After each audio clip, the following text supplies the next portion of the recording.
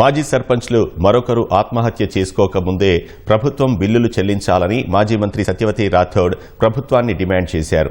మహబూబాబాద్లో ఆత్మహత్యకు పాల్పడ్డ మాజీ సర్పంచ్ భర్త కిషన్ నాయక్ కుటుంబ సభ్యులను పరామర్శించారు. ఎవరూ తొందరపడి ఆత్మహత్యలకు పాల్పడవద్దని మాజీ ప్రజాప్రతినిధులకు విజ్ఞప్తి చేశారు. మృతుని కుటుంబానికి పార్టీ అండగా ఉండి అన్ని విధాలుగా ఆదుకుంటామని భరోసా కల్పించారు. గ్రామాన్ని అన్ని రంగాల్లో అభివృద్ధి చేయాలని, అప్పులు తెచ్చి చేసిన పనులకు బిల్లులు రాక చేసిన అప్పులు తీర్చలేక తనువు చాలించాడని ఆరోపించారు. ప్రభుత్వం స్పందించి ఇప్పటికైనా బిల్లులు చెల్లించాలని డిమాండ్ చేశారు. కిషన్ నాయక్ చనిపోవడం చాలా బాధగా అనిపిస్తుంది. తను సర్పంచ్ గా చేసిన 7.5 లక్షల అప్పులు ఉన్నాయి. అలాగే ఒక ఐటీడీఏ రోడ్ ఇస్తే దానికి కూడా బిల్లులు రాలేదు. 20 లక్షల వరకు అప్పు ఉంది. ఇటు బిడ్డ పెళ్లి ఉంది. 2-3 ఎకరాల తోట తీసేస్తాను, అమ్ముతాను, నాకు పని ఉందని ఆ రోజు పూర్తిగా నాతో మాట్లాడకుండా వెళ్ళిపోయిండు. ఇలా నిర్ణయం తీసుకుంటారంటేనే చాలా బాధగా ఉంది. నేను ఈ ప్రభుత్వాన్ని కూడా డిమాండ్ చేస్తూ ఉన్నాను.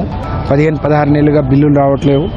ఇంకెవరు ఇట్లాంటి నిర్ణయాలు తీసుకోకముందే ఆ బిల్లులని కూడా క్లియర్ చేయాలని చెప్పి నేను ప్రభుత్వానికి విజ్ఞప్తి చేస్తూ ఉన్నాను.